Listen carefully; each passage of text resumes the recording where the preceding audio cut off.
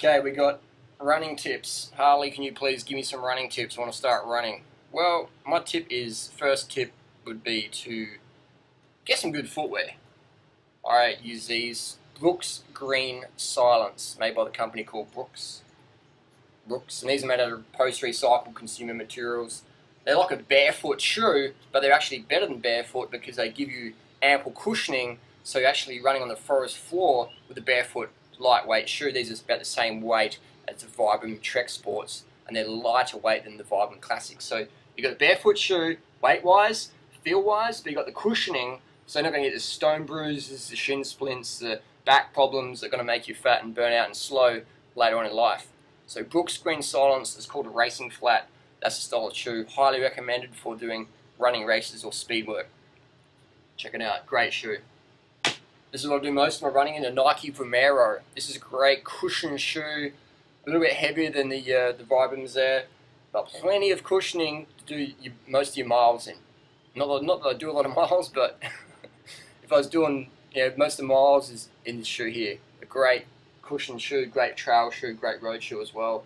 Breathable upper, and it's a good one. Highly recommend it. So that's the first one taken care of is shoes.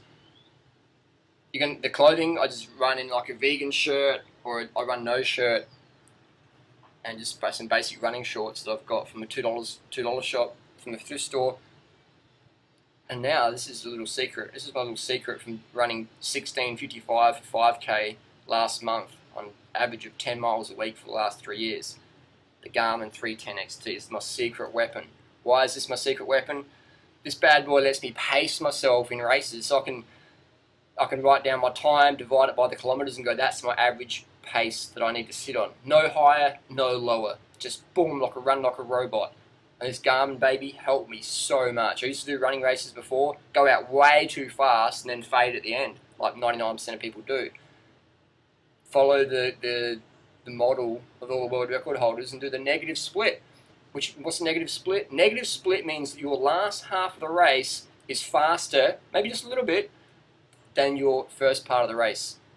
If the first part of your race is faster than the last part, you went out too hard. And 99% of running races are on flat, so this is going to apply. It's not going to apply if you've got hills, because your pace is going to be all over the place. Then you can go by heart rate. If your course is flat, the Garmin 310, that's where it's at. There's the Garmin 405. I don't recommend the 405. The 405 is, in my opinion, a piece of crap. This is Freelee's, and it's good for scratching your nose. That's about all it's good for. Because the battery life's crap, it's not waterproof, the bezel goes all funny, and when you're running along it's hard to look at, because this is like a fashion watch. People wear this because they're self-conscious because they think the 310's too big. But I'll tell you what, it's almost the same freaking size. And the Garmin, the benefits, 20-hour battery life versus 2-hour whatever battery life. Waterproof. You got a bigger little face here, not by much, but enough so when you're running, you don't have to be looking at your watch like that. You can just sort of glimpse just by moving your eyes down and look at your pace per K or pace per mile. 310, I highly recommend it. I can also use it for my power meter on my bike, so it's ANT Plus compatible. Comes with the heart rate strap, so it's great for when you're on hill races, so you can pace yourself evenly. Garmin 310 XT ain't the cheapest thing out there, but it's going to make your running just go whoosh, because you're going to learn, you're going to get direct feedback. And an athlete who's got feedback and works with that versus an athlete who doesn't have any feedback or just doesn't care about that, one's going to progress like that and one's going to progress like that. So I'm in the former group. I'm in the one who I want the most data, simple data that I can incorporate and form a template, and that's why I can run so little miles and run so fast. I can get a top 10 in 99% of the running races out there on 10, 15 miles a week for the last 3 years. How? Because I run smart, I train smart, and I steal ideas from runners who run faster than me. And then people know what diet and water hydration strategies I recommend. I recommend going to bed early as you can, getting sleep so you can recover, because there's a big difference between doing training and absorbing training. What do I mean? Well, when you go to school, when I used to go to school, I went to chemistry class, physics class. I didn't pay no attention. I was stoned, I was half asleep, I was eating donuts. So I went to class, but I didn't absorb class. A lot of people go to training, but they're not really absorbing training because they're doing all the miles, but they're not getting any results. They're slow, they're still fat, they're just not getting any results because they're so overtrained, the cortisol's up or whatever, and they're not getting enough benefit for how much mileage they put in. So we want to absorb the training by training smarter. So to train smart, we want to follow a program set by a good coach relative to our fitness level, be it intermediate, advanced, beginner, newbie, professional, drugged up, super APO athlete, or whatever. You want to have a program that suits your goals and suits where you're at now. So you can get those for free online, or get a running coach who's good, who's reputable. And don't train like an advanced athlete if you're a beginner in running, because you will fucking injure yourself and you'll be having time out and you'll be hating it. And you'll be one of those people who go, oh, running's bad for your knees, because I started doing 50 miles a week or 100 miles a week off the bat and my knees couldn't handle it. Or I ran in those Vibram 5-finger fad shoes and I couldn't run slow, and I'm just running slow, and I don't know, like, running's not for me, it's not for my genetic type or whatever. It's like, no, train smart, use the right footwear, use the Garmin, stay hydrated, carb up, get the sleep, and just do it, man. Because running's such a good thing to do. It's such a good sport. It's so fun. It's so natural. I can be anywhere in the world. I can be in London, Paris, Bangkok, Singapore, New York City, LA, whatever. As long as I've got my shoes and some shorts, I can go for a jog, go for a walk, go for a run. It's a fantastic way to meet people. I love doing running races. Share the vegan message. It's great. And so that'd be my tip. Shoes, Garmin, so you pace yourself. The right diet, lifestyle. Get a training program. Follow it. And train smarter versus harder. You're always better off doing too little training than too much training. You're always better off eating too many carbohydrates than not enough carbohydrates. Trust me on that one. Hey, 16.55 for 5k on 10 to 14 miles a week for the last 3 years. That's what I'm talking about. So tell me about running, Durianrider. What do you want to know? What are the best shoes to get?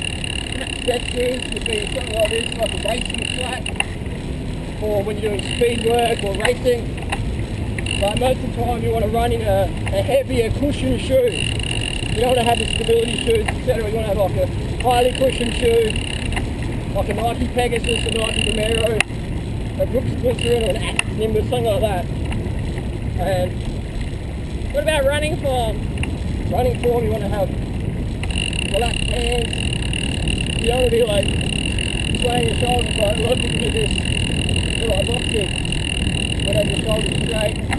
Or they have their fists going up in front of their face. Yeah, they're like running like this, yeah. Like a Muay Thai boxer, like this. Your hands want to be low, next to your hips. And your knees want to be low, and your feet high, when you're going fast. And what about your fists? Just relax, like you've got butterflies in your hands. Yeah. Just relax. And what about running gear, like other than shoes? You would have some shorts and a singlet, or run no shirt, or a sports car. You want to stay cool. Let's go a bit faster. You want to stay cool. You want to stay cool, because if you get hot, your body's going to shut down your speed, and you're not going to run very fast because your body's getting too hot. And what about your hat? The hat's a good one. Keep the sun out of your face. Keep it a little bit cooler. So, that's what I recommend for that stuff. But you want to be cool. You never ever want to overheat when you're running. So what have you noticed in people who are overheating? Well,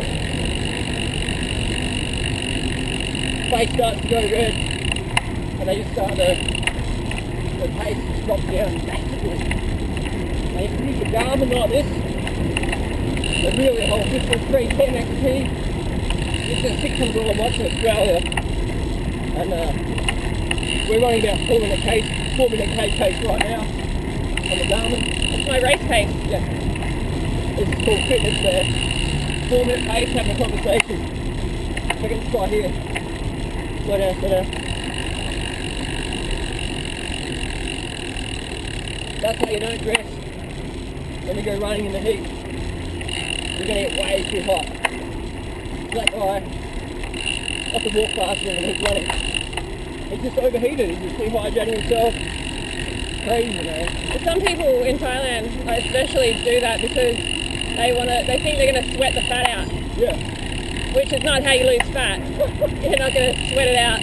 You can't sweat fat out, man. Because your body's trying to cool itself down by sweating. That's crazy, isn't it? That's crazy. So if we look here, we can see I'm midfoot striking, not on the ball of the foot, not the heel, just midfoot. gentle hand carry, nothing clenched, relaxed shoulders, just flowing through, easy. And barefoot running is a fad. I use barefoot shoes to get my feet stronger when I'm doing kickboxing or whatever. But in terms of running on tarmac, it's like punching brick walls with your hands. And I don't know any elite runners who use barefoot in racing. Because you have to slow right down. You're not getting as much of a workout on. So barefoot running just makes you start to slow compared to running in proper shoes. If you want to run fast, run the same shoes as fastest runners in the world run on. It's simple as that. And people have been sold the barefoot bullshit. Like if you're running barefoot, you're going to become like some superhero marathoner. It just ain't true. It just ain't true. So running proper shoes and barefoot on the beach or on the oval, get your feet stronger. But don't use barefoot on the concrete, please. What's the best diet for athletes, for runners, and why? The best diet is on a Kenyan treat, man. Low fat, high carb, low protein, plant-based. The first stop out to marathon is going to be a fruit eater. Definitely. The drug technology we have now in running, we're seeing running times of 2:03, 2:04. You put that same drug person, same training, same prize money, you put them on a fruit-based diet, vegan, they're going to break the 2-hour record, definitely, 100%. And people say, oh, runners don't take drugs. That's like bullshit, man. If runners don't take drugs, we'll be running sub 150 for the marathon right now. With drugs. If we're running 2:03 clean on a high carb, low fat, plant-based diet, like having gabby and turgat, if those guys aren't doing drugs, they could run 150s, man, in the marathon, sub 150.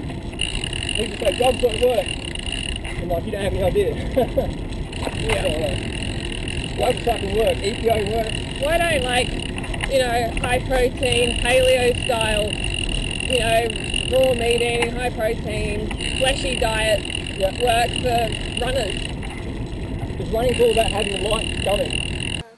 So it's straight upright. It's not like that. It's not like this. It's just straight. If anything, it's leaning forward slightly with a straight back. And that's just not my opinion. That's all the top marathoners are doing. So that's your peer group on YouTube. You look at the best runners and just go, okay, Ryan Hall. Oh, that's how he runs. Yeah. Andy Gabby, oh, that's how he runs. They're running in Vibrams? No, they're not. They're running in racing flats. And they've got 10 years history of running. And they wouldn't even run in Vibrams. Even with the best history in the world. If you want to go barefoot, make sure you run barefoot on soft surfaces, like grass. And it's Or like on the beach, because that's the beach is excellent. Yeah. But make sure you don't do too many miles, because it's off camber the whole way. Yeah. The forest is good because it's always off camber. Yeah. The beach is sort of like that the whole way.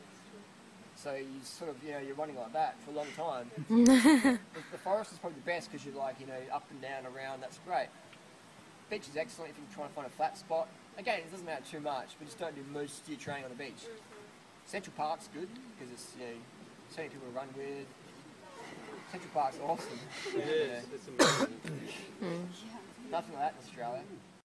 Okay, so we got some shoes here. I'm going to give some people in Thailand, some runners that can't really afford a pair of Nikes, because these Nikes, a lot of this stuff's made in Thailand, but it actually costs more to buy it in Thailand than buy it in New York City. It's crazy. It's made locally, but it costs more money here than in New York City. It's like MacBooks in China cost more in China than New York City.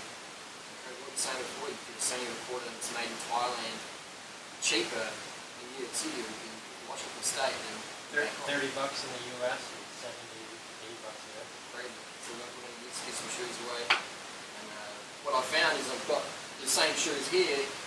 One's a size 10, one's a 10.5. Because I've been using the barefoot shoes, running on the grass and running on the beach and stuff like that, when I use my racing shoes on the road, I've had to go a size half up. So these were 10, which I'm going to give away. These are 10.5 which fit me now. The 10 used to fit me, now doesn't fit because my feet have become bigger using barefoot shoes on the grass. And the Nike Demero, normally a 10, these are too small for me now. I had to step up to a 10.5 in the Demeros. So I'm going to give some of these shoes away to some runners. These are from Michael Weinstein for Durian. This guy, he won the Vermont 100s in these shoes. And then Bill got 4th place, and when I passed these on to some Thai runners, and I'll just use them until they just totally wear out. I found a piece of rubber today that I can include one of the shoes, a free bonus gill plug. And I use everything here, it's pretty cool.